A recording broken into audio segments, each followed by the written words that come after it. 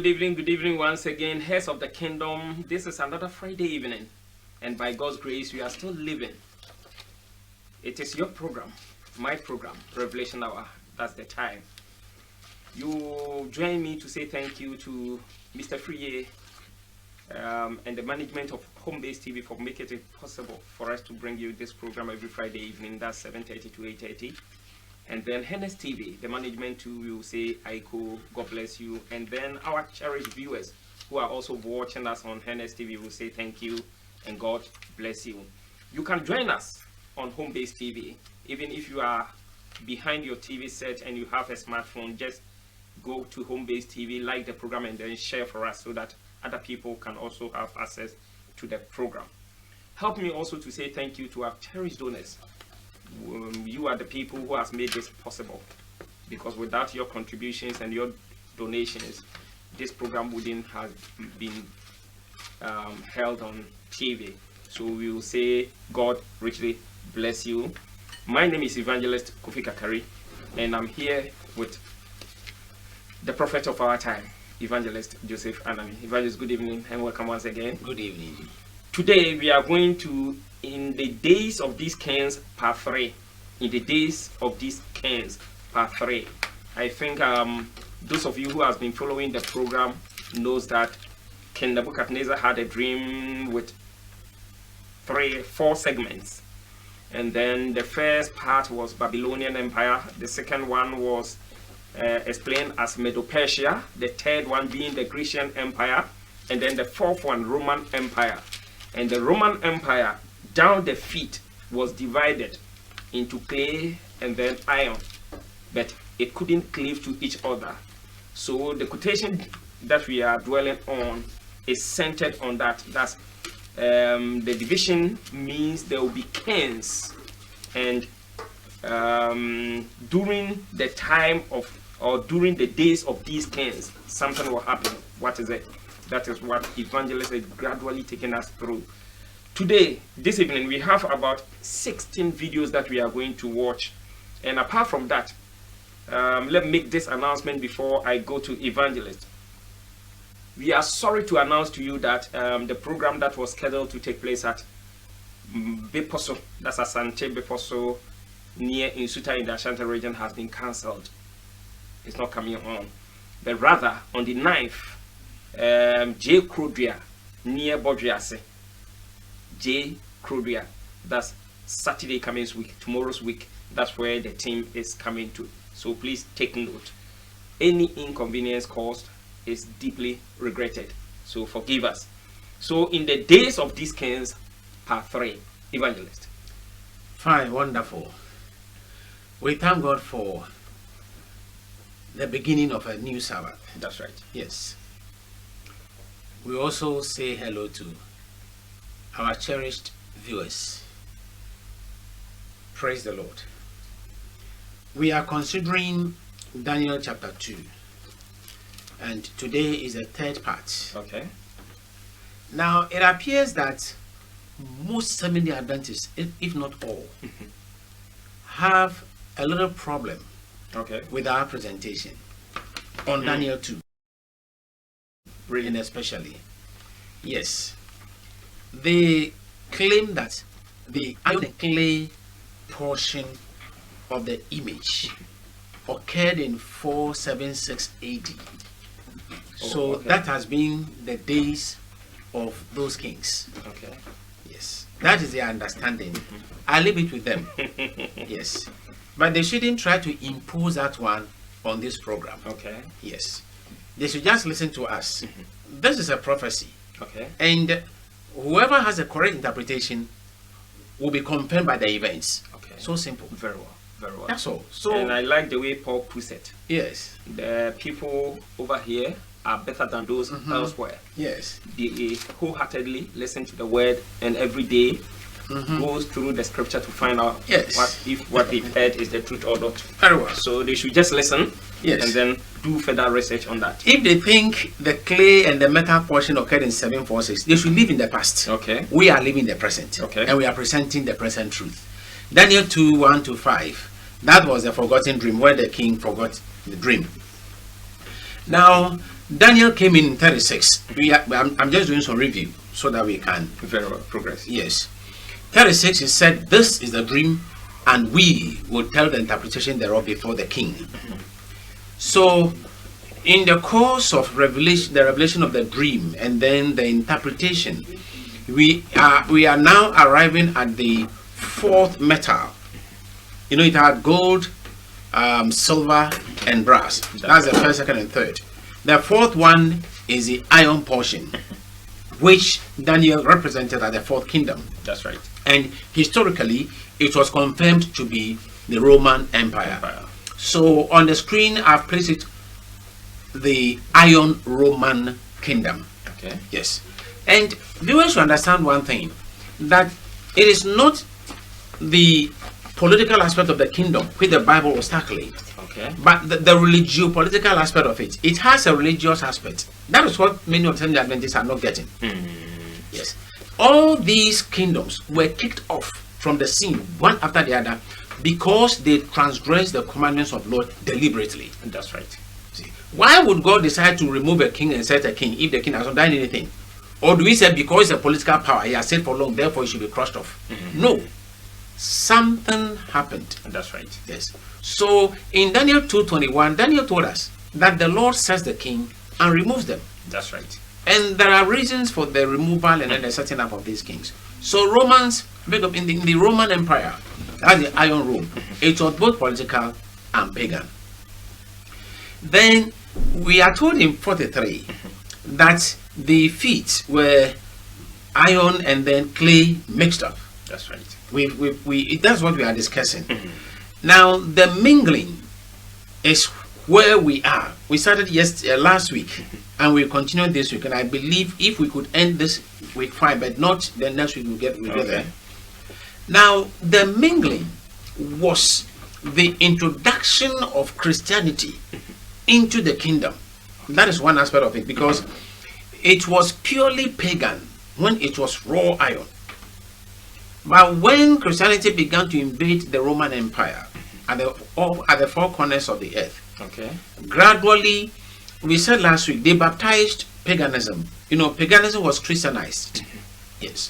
Constantine and co. were just coming in. That's right. And we thought Christianity was going to triumph, but eventually it was paganism.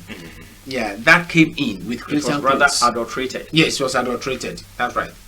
Now, I wouldn't now say pagan Rome in terms of Christianity, but I'll call it the Christian Roman Empire and the mixture of other faith groups. Okay. Yes, that would be a very nice term. Okay. I'm trying to be quite diplomatic. Now, there will be a common unifier. See, we're saying that when Christianity invaded the kingdom, and then it took the Caesars handed over to the popes. Okay. Until the last pope was captured and taken prisoner. Right. That's 1798. 1798. Thereafter, we have the current pope now, the pope now of the Holy See. That's right. Yeah, Francis. He's taking some giant steps, which I consider that it is the crescendo, the last stop of prophecy relating to Rome, by planting the flag of the Holy See at the United Nations. That's right. That's the first step. The other week we aired that video, and I want that video to be aired again with additional 2 videos to make it okay. Very well. To start very well. Very well. Production. Yes. Today we have so many videos, so I think we have to do it quick. So video 1 to 3, if you are ready, please roll them for us. September this year, an overwhelming majority of the United Nations member states voted in favor of the resolution on raising the flags of non-member observer states at the United Nations. On Tuesday, October the 13th, during an official ceremony, the Holy See flag was raised at the United Nations in Geneva. The Holy See has long been an active observer at the United Nations. It plays a particularly important role in the promotion of intercultural and interreligious dialogue. There are too many instances where religion is used to divide people. Being attentive to such instances enables us to speak out against them, and the Holy See has done so repeatedly.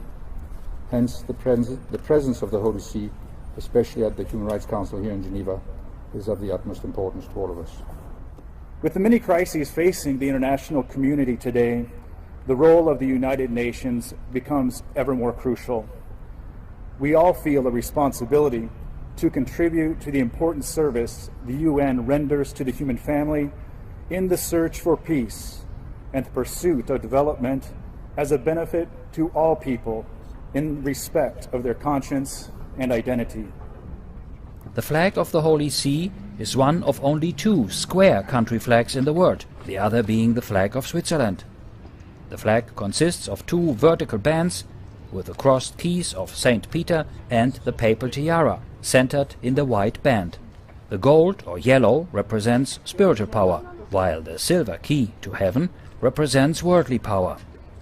But the raising of the Holy See flag at the UN was more than just a symbolic gesture. It shows that there is a determination on the part of the Holy See to continue to participate in the events, in the activities, in the debates that take place in this unique forum, this unique arena that is the United Nations. Today, the Paris Agreement on climate change enters into force. It is a historic day for people and the planet. All the world's nations have agreed to act to limit global temperature rise.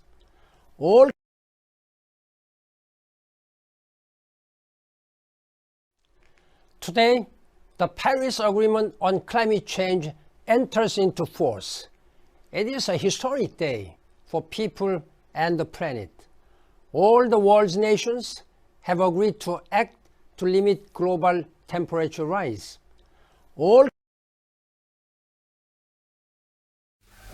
Welcome once again. Before 3 videos, I will say 2 videos. So we go to Evangelist for the explanation. Fine. Evangelist. Our viewers should mark it. When prophecy is given, there is an event that fulfills that prophecy. Okay. And I am saying here that the event that marked the arrival of the Holy See or the arrival of the papacy in modern history at the global scene is the date or the year when they erected the flag of the Holy See at the United Nations headquarters. Okay. We have never had that history since Adam. United Nations was formed 1945. Nations were registered there one after the other. It started with about 5, then it increased to about 40, and on and on and on and on. Now, after the 2015 hoisting of the flag at the UN headquarters, Pope Francis went there with the Laudato Si. That's what. Okay. We have been what do you call? A hard copy. Yes, we have the hard copy here, and we have times that number. They're That's exhibiting it on TV. That's right. Now, I have my copy. yes, that is the video we aired twice from the then chairman of or Secretary General of the United Nations. That's right. Yes, this came after the hoisting of the flag, and this document that Laudato Si was what he gave to the world.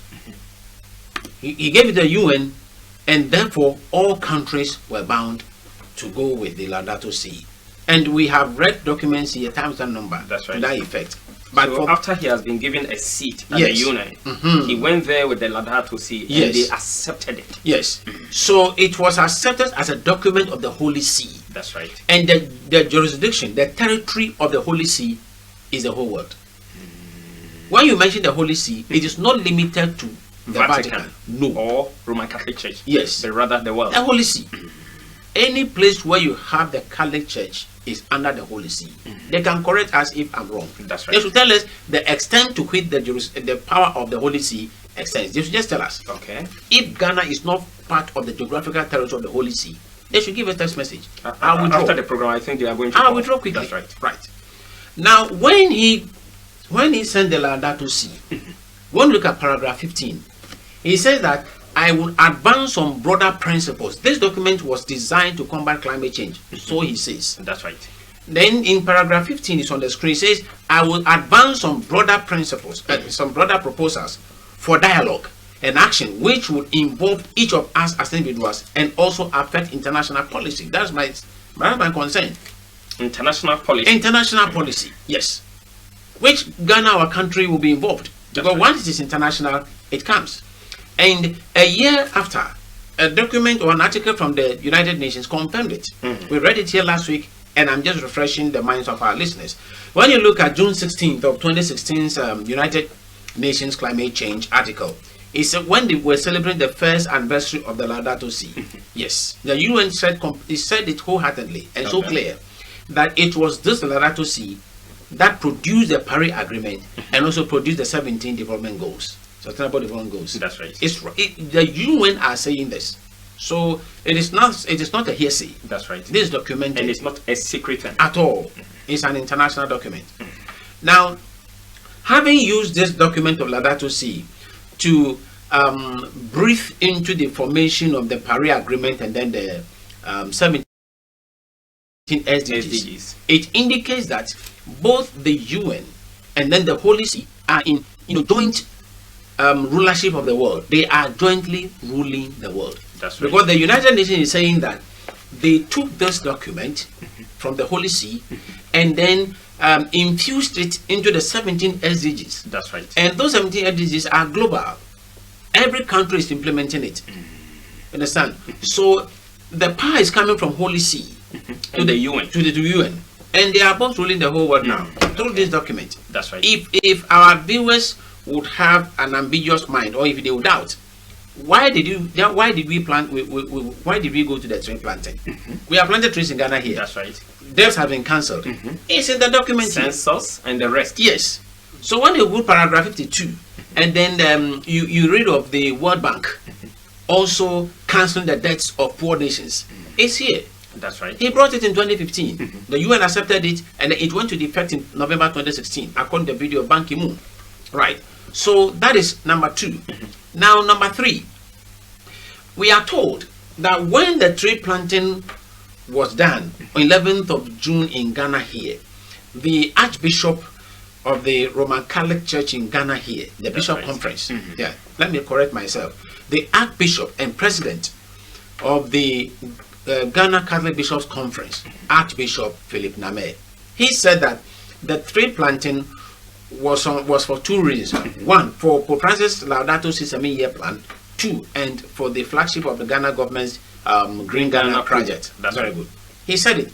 And then he made it so clear that the rest of the activities in the Laudato Si will be operationalized in 2022. That's right. So our viewers should just get a copy and read through and see which ones has been operated and which ones are yet to be operated. And he wasn't speaking to the Catholic Church. Yes. But rather to the world. And speaking to the whole world. If they were speaking to the Catholic Church, why do we bother ourselves planting trees? When Seventh-day Adventists and Church of and the rest went to it. So it was a universal document. That's why it passed through the UN. Okay. It wasn't the Catholic Church who instructed the Seventh-day Adventists to go and plant trees. They couldn't have done that. But because they went through the UN, and the UN ordered it, and countries under the umbrella of the United Nations implemented it. Therefore, every church in any nation will obey the instructions of the state. That's right. Since it was a good agenda. That's all.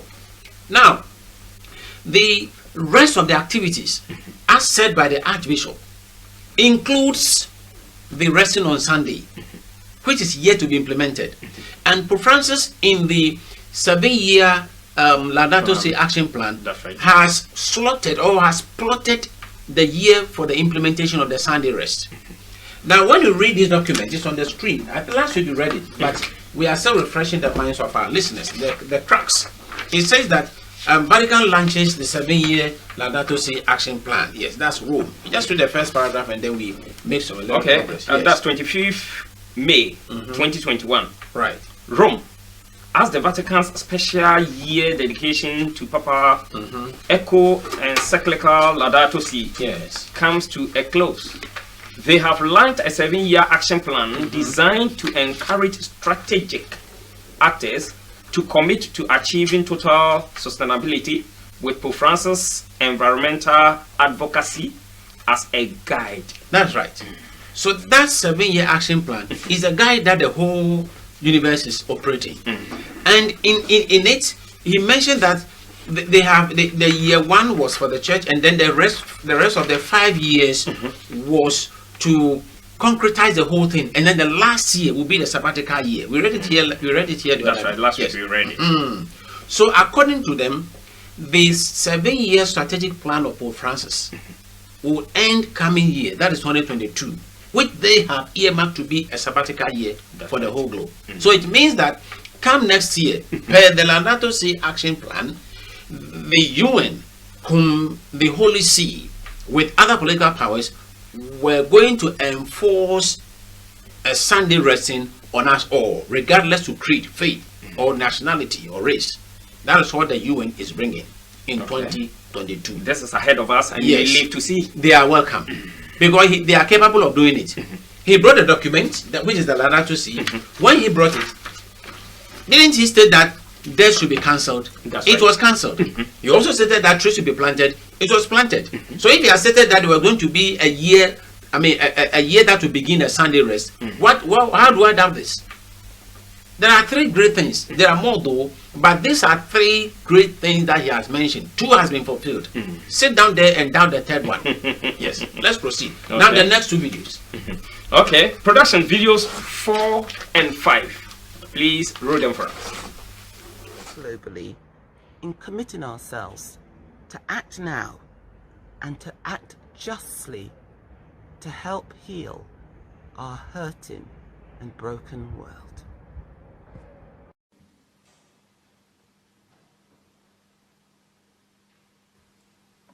Let us go to the house of God. Let us go to the house of God. Let us go to the house of God. Let us go to the house of God and we respond, may the house of the Lord be in peace.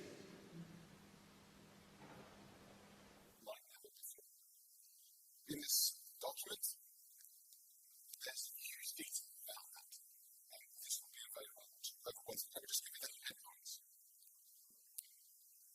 Almost 2,000 local climate Sunday services have been registered on our website.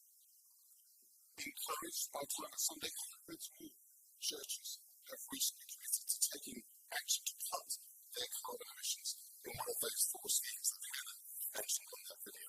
By the end of last week, there were a total of 4,773 churches registered with one or other of Eco Congregation Scotland, Eco Congregation Ireland, Eco Church for England and Wales, and Live Simply, the Catholic Church.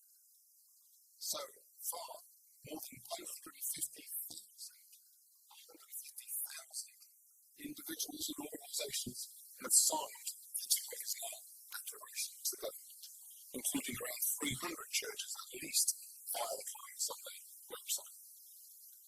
So in the next few days, a Climate Sunday delegation will underline this commitment from the churches to shoulder our responsibilities on this issue now and in the years to come. And I urge the government to lead and use its resources and care and legitimacy and responsibilities by delivering a copy of this document to number 10 downstream. We will also send it to the governments of the nations, and as a symbol of that, I've just like to thank Christopher and Eve of Focolari, Glasgow, a local young persons environmental group. They are going to take this document to the Scottish government. We will mail or deliver copies to the other nations' governments too. Can I give you this?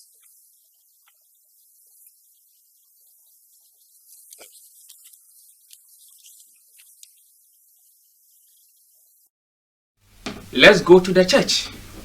Evangelist. Yes. Let's go to the house of the Lord. That's right. Now, those 2 videos were part of the Climate Sunday church service that was held in Glasgow. And that's right. Yeah, earlier last month. That is 5th of September. Now, the document the gentleman was holding was that which was given to a rep from the government to be sent to the seat of government. What the churches have said. And when you read the records, they have the man said it. Close to 2,000 churches have signed the document he was holding. That's right. That they are demanding for a Climate Sunday. And that Climate Sunday is coming from the Laudato Si, which they are pushing for next year. And they are giving to the government because next month, that is November, the government is hosting the UN Climate Change Conference. Therefore, that's world leaders. Yes. In Glasgow. In Glasgow. Therefore, Christians are pushing their agenda. That's a very nice thing to do. Okay. Now, on the screen we have Pope Francis encourages participation in 2021 season of creation. We'll read just a little. I think this paragraph will do for us. Okay, very well. That's Vatican News. Vatican News. There we go. Pope Francis encourages participation in 2021 season of creation. Sure. Okay. Yes. Pope Francis. That's 1st October 2021. 1st September 2021 rather. Sorry.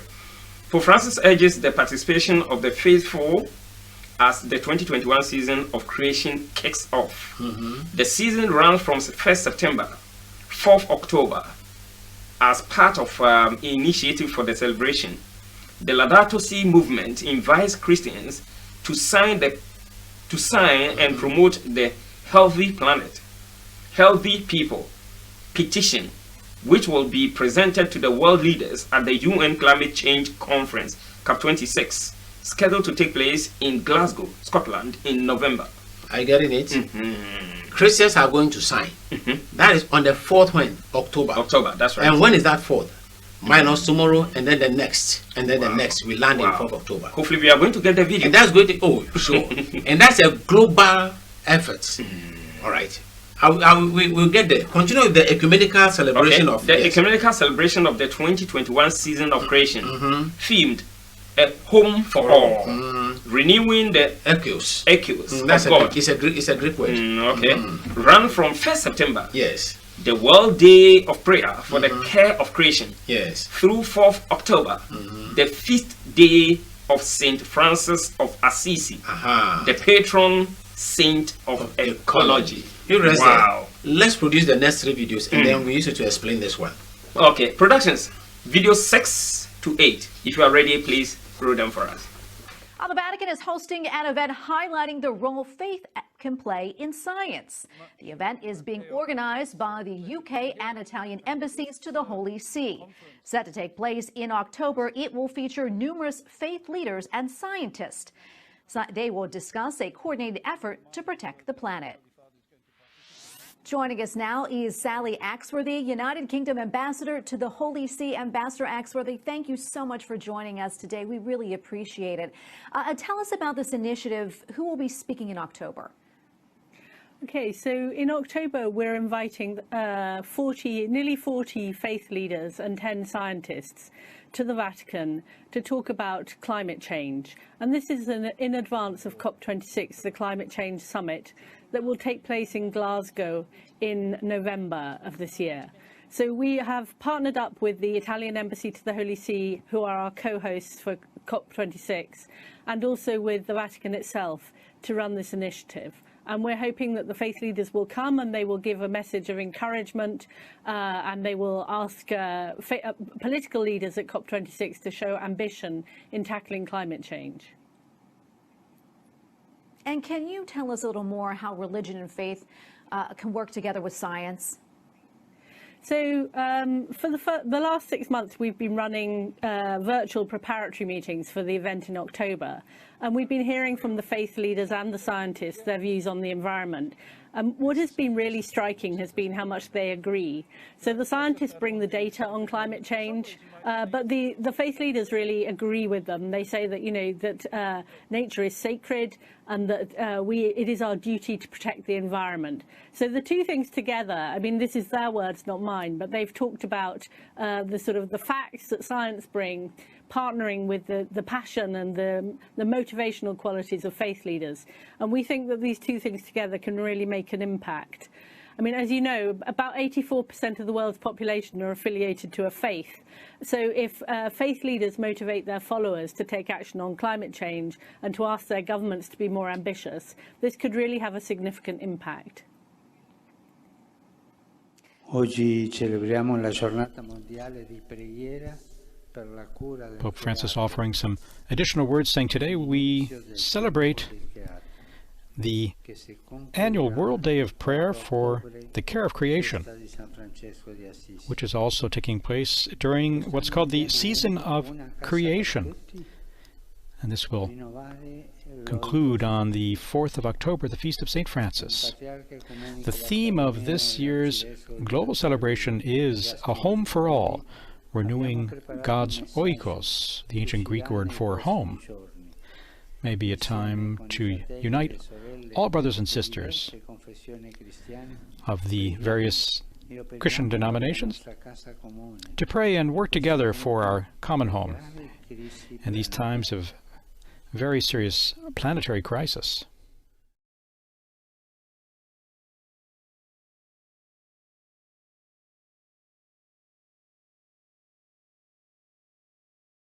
Welcome once again. Per the videos, they are leaving no stone unturned to bring about the National Sunday Law. And what are you doing?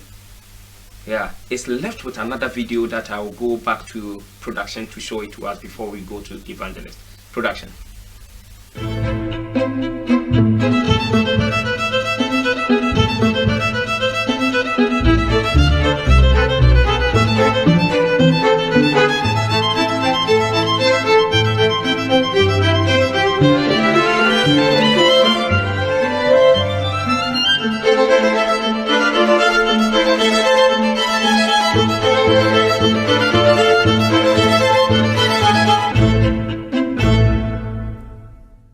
Evangelist, we're almost there. We are there truly. Now, we are reading these documents that Pope Francis encourages participants of the 2021 season of creation. That's right. Now, this document, which we read earlier on, is confirmed by the videos that we heard. But my point is this, and I want to plead with Seventh-day Adventists. In fact, I could kneel and beg them that 4th of October 2021 meeting, we beg them. They shouldn't present anything there by mouth, by word of mouth, by written, by phone, what do you call it? By any form, they shouldn't physical appearance. They shouldn't appear there. Whether it is whatever they call it, they should never appear there. They shouldn't utter an item of word in that on the 4th meeting. We beg them, the Adventists. We want to beg them. Why? I will explain. Okay. The second video states that 4th meeting is where all the faith groups in this world are coming to sign a petition. Okay. The petition was that which Cardinal Texan was holding with that Archbishop. That's right. And that petition was to be taken to the United Nations the next month, that is November, pushing for a Sunday law. You see, the document is said that when you have not followed this things from the beginning, you will not understand. You will not understand. You didn't know what is in there. Because when you read documents, here right with this, you will not see Sunday written in. They always refer to the Paris Agreement.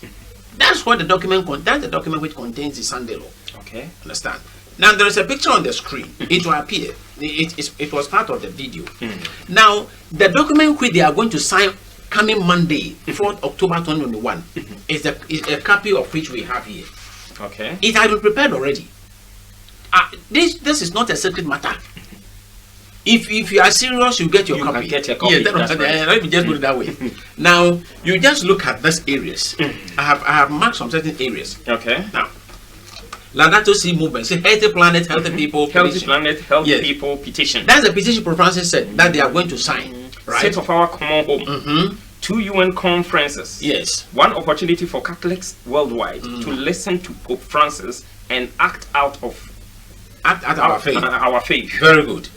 The year 2021. Okay. Go ahead. We have an opportunity like no other at the UN Biodiversity Conference, that's COP15 in October.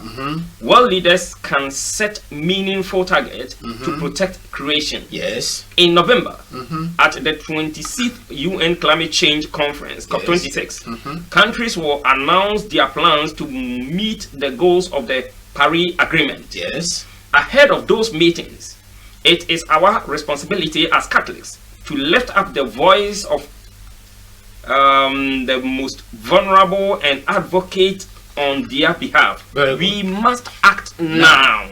This is the petition they are going to sign on Monday. Now proceed to the next page where I have written our ask. Yes. Okay. Let me see. They our acts. Check and see. There are 4 of them. Okay. Yes. Okay.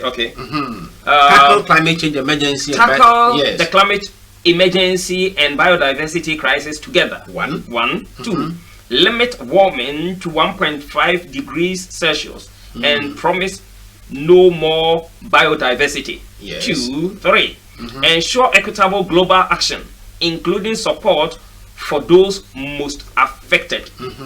And then the last one, protect and respect human rights, including the rights of indigenous people and local communities in climate and biodiversity action. That's what they are asking.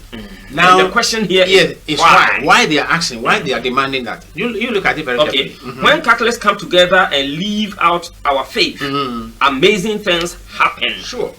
2, just look at how Pope Francis Laudato Si has enlivened Catholics everywhere to care for creation. Yes. Ahead of the Paris Agreement in 2015, Catholics were leading the way, advocating for an agreement that limited warming to 1.5 degrees. Yes. Some said it couldn't be done, but with the Holy Spirit leading the way, we did it. We are going to do it again this year. There we go. You understand? So this is a petition they are going to sign. Now, we couldn't read all, but I'm just sign petition. Let's be the change. Healthy planet, healthy people petition. Now look at the targets.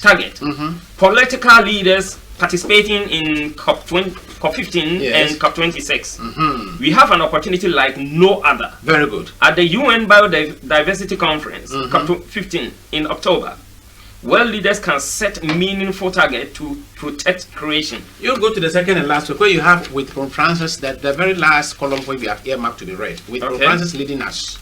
With Pope Francis leading us. Yes. We pray that you and all political leaders throughout the world who are tasked with the duty to make life-saving decisions in the critical year will bring us out better from the COVID-19 crisis towards an equitable common home for all life. Yes. Now, for the generations to come. Let's rest there.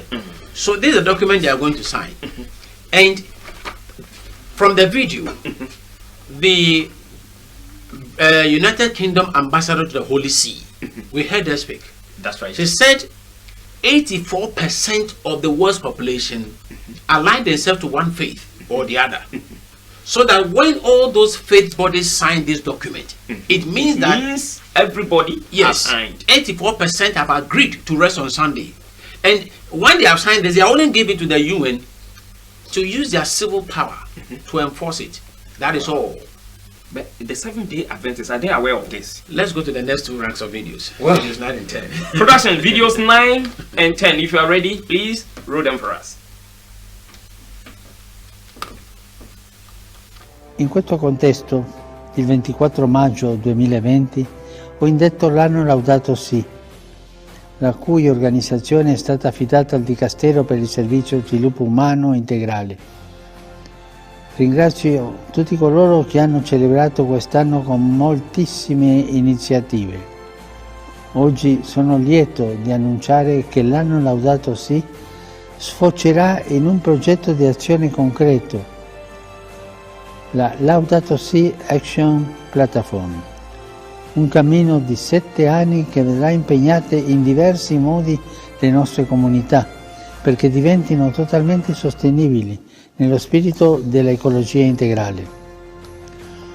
Vorrei dunque invitare tutti ad affrontare questo cammino insieme. In particolare mi rivolgo a queste 7 realtà: famiglie, parrocchie e diocesi, scuole e università, ospedali, imprese e aziende agricole, organizzazioni, gruppi e movimenti, istituti religiosi.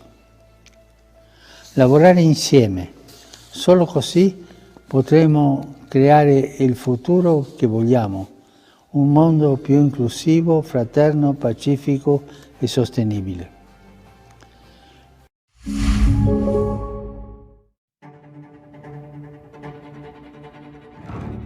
Esta pandemia nos ha demostrado qué ocurre cuando el mundo se para, hace una pausa, aunque sea de unos pocos meses, y el impacto que esto tiene en la naturaleza y el cambio climático de una manera tristemente positiva, ¿no? Es decir, hace daño. Y esto nos demuestra que la naturaleza global necesita de nuestras vidas en este planeta. A todos nos afecta, aunque de múltiples formas diversas e inequívocas. Y es así que también nos enseña más sobre lo que necesitamos hacer para crear un planeta justo, equitativo, ambientalmente seguro.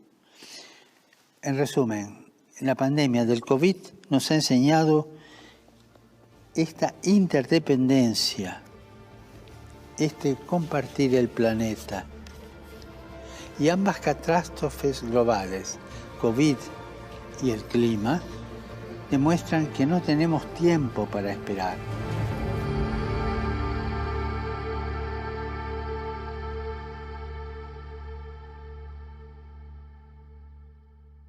Welcome once again.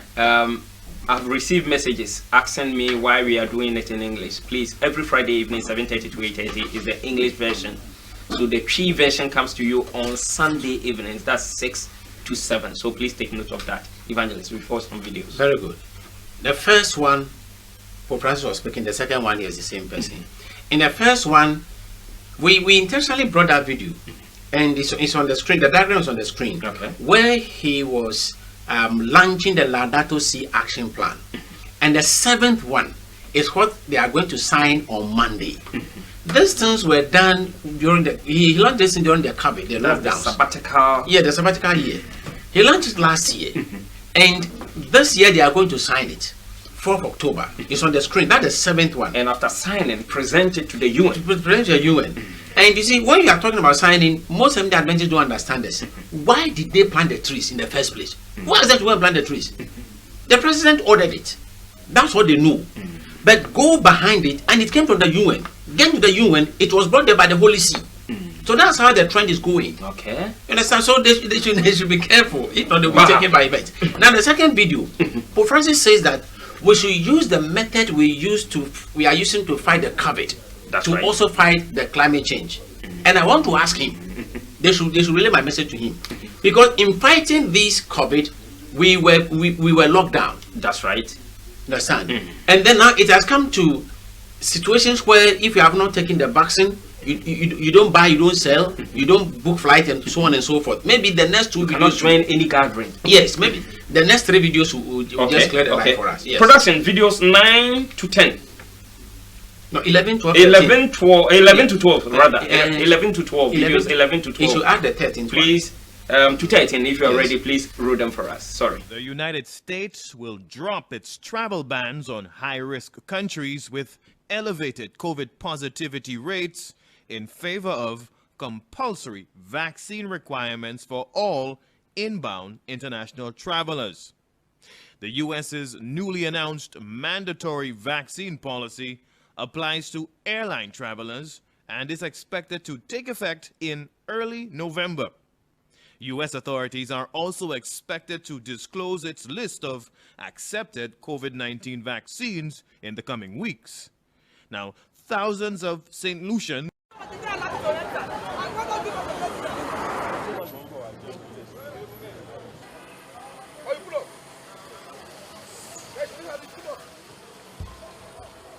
I need to be verified. I beg you, No problem, sir. Thank you. This chip is very far. I thought the day I love to enter. I want to give up the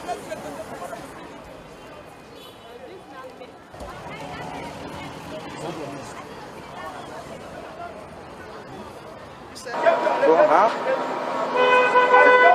I don't have to go back. No.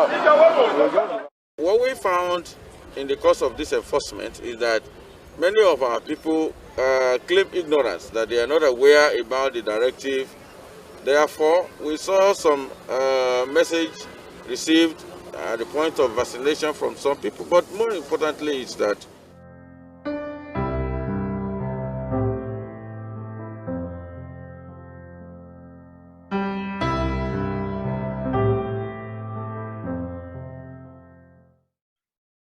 Our faith communities are united in caring for human life and the natural world. We share a belief in a hopeful future, as well as an obligation to be responsible in caring for our common home, the Earth. We recognise the opportunity that COP26 brings in addressing the urgent need for action, in limiting the effects of climate change and the critical importance of decisions made in this conference to take forward the agreement made in Paris in 2015. People have exploited the planet. Welcome once again. You've watched some videos. Don't forget, the National Sunday Law is in the pipeline. Let me borrow that word from the politicians. It's in the pipeline. Evangelist. Yes. Now, Pope Francis is telling the whole world that we should adopt the method we use to combat the COVID to fight climate change. That is why the first video, that is United States of America. They are stating that from early November this year, you cannot enter United States without the vaccine. And even with the vaccination, they have a specified one. If you don't take that one, you don't enter America, regardless of what you have taken. They are yet to bring the list of the vaccines they will approve in America. So something like the AstraZeneca. Yes. If you take that one, you cannot enter into America. Yeah, they are bringing the list. So I don't want to preempt. Okay. Yes. Well, so let's wait for Joe Biden and America to come out with the list with the vaccines which they will accept and those ones that they wouldn't accept. Then we can make our case. And then the next video, that happened in UK. We call the Glasgow Multi-Faith Declaration, and 50 different denominations, including Muslims, Hindus, Buddhists, the Sikh religion, Krishna, and Christians. In fact, when you look at the churches, in fact, my interest was those who signed, because the churches were many, and I didn't see the Seventh-day Adventists. Okay. That's in UK. They have done well. This one belongs to only UK. But I'm talking of the global one, which will be signed on Monday, 4th October. And I'm still begging Adventists. Don't go there. They shouldn't even listen to me. They shouldn't. When their phone rings, they shouldn't pick it. Yes. For heaven's sake, we beg them. They shouldn't even breathe an air from that direction. If only they will listen. I pray so. Now, the multi-faith, I'll put the document on the TV. Okay. Yes, just the heading, and then you look at the dates. Glasgow Multi-Faith Declaration for COP26. Yes. Our faith communities are united in caring for human life and then the natural world. That's good. We share a belief in a hopeful future, as well as an obligation to be responsible in caring for our common home. Yes. That's the earth. That's the earth. Now look at their commitments. We commit to respond to when they have the bulletins 1, 2, 3. Okay. Yes. We commit to respond to this challenge by 1. Reflecting deeply in prayer, meditation, and worship to discern how to care for the earth and each other, and to encourage our respective communities to do the same. You see, it's interesting. These are faith bodies, right? Signing a petition, a declaration to be given to the United Nations, making way for others to follow. Yes, which are the others? If we are all in a group and we've signed a document given to the UN, which are the others left? Those who didn't subscribe or sign to that. There we go. You understand? And the Seventh-day Adventists, they couldn't sign. So they are talking to them. They should listen. Fine. You proceed. The next bulletin, the next one. Okay. Making transformational change in our own lives and in the lives of our communities. Through individual and collective action. Good. The next one. Being advocates for justice by calling on government, businesses, and others who exercise power and influence to put into effect the Paris Agreement. Yes. To make the transition to a just and green economy a priority, and to commit to science-based targets that are aligned with healthy, resilient, zero-emission future. There we go. So this is the faith groups. They have already signed it and presented it. And they have promised to bring in the others on board who couldn't sign it. Now the last 3 videos.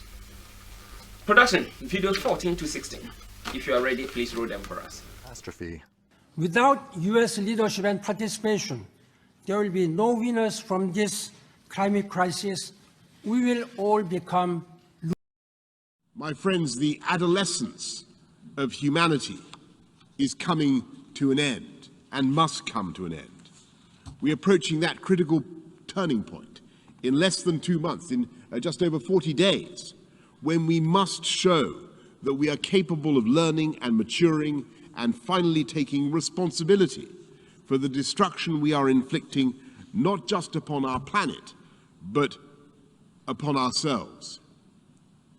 It's time for humanity to grow up. We are doing such irreversible damage that long before 1,000,000 years are up, we will have made this beautiful planet effectively uninhabitable, not just for us, but for many other species. And that is why the Glasgow COP26 summit is the turning point for humanity. We must limit the rise in temperatures, whose appalling effects were visible even this summer, to 1.5 degrees. We must come together in a collective coming of age. We must show that we have... America is back. America is back. Diplomacy is back at the center of our foreign policy. America is back. Yes. America is back. Yes. So now Pope Francis has shown the way. Use the lockdowns, lock Sundays down. Christians and all kinds of faith have endorsed it already. Okay. They are only looking for the civil power to push it, and the UN is ready. And you heard Boris Johnson at the just ended United Nations General Assembly says COP26 is what? It's a turning point. And Ban Ki-moon has said previously that without America's participation and leadership, they were going to fail. That's right. Biden announced America is back. Is back. All is set. Now Daniel 2:44. And in the days of these kings, when this king shall attempt to change the law of God, the kingdom of heaven will fall down. Wow. Simple. Meaning we are almost there. We are there. We are almost. So those Adventists who were pointing to this vision having occurred in 476 AD, they don't know what they are saying. They are dead, but they should resurrect. Thank you. How? So soon we have to bring the program to an end. But don't forget one thing. The world has come together to enforce Sunday worship. And that is against the 7-day Sabbath of the Lord. And when they do that, God will by all means speak. Though the people of God, the commandment-keeping people, will suffer. But don't forget, Daniel chapter 12 verse 1, Michael will stand in for them. So God bless you for watching this program this evening. If you don't understand anything, you can call this number and then ask any question that you have for us. That's 055 35 74 933. They are on your screens. And if you want to contribute to support this program, you can send your Momo to the same account. That's 055 35 74 933. And you can call the same number for any question that you have for us. And don't forget, let me take this once again. On 9th October, we are no more coming to Beposo in Central Central, that's near Insuta in the Ashanti region. We are no more coming there. We've cancelled the program. But we on the 9th, that's Saturday's week, tomorrow's week, we are coming to J. Krodria, near Bodriasi, J. Krodria. So if you want to join us over there, you can also join us so that we study together. But there is one thing that we shouldn't forget. America is back and everything is set for Glasgow. We are going to sign and it is ahead of us. It is something that is ahead of us. So you wait for the end of November and we'll be here to talk about it once again. God bless you for making time. My name is Evangelist Kofi Kakari, and the servant of God, the prophet of our time, who made it possible for us to understand everything is no other person than Evangelist, the researcher, Joseph Anani. Evangelist, good evening once again, and thank you for making this thing very simple for us to understand it. God bless you. Don't forget, same time, when Friday evening, that's 7:30 to 8:30, Revelation Hour will come your way once again. We shall know the truth, and the truth shall set us free. God bless you.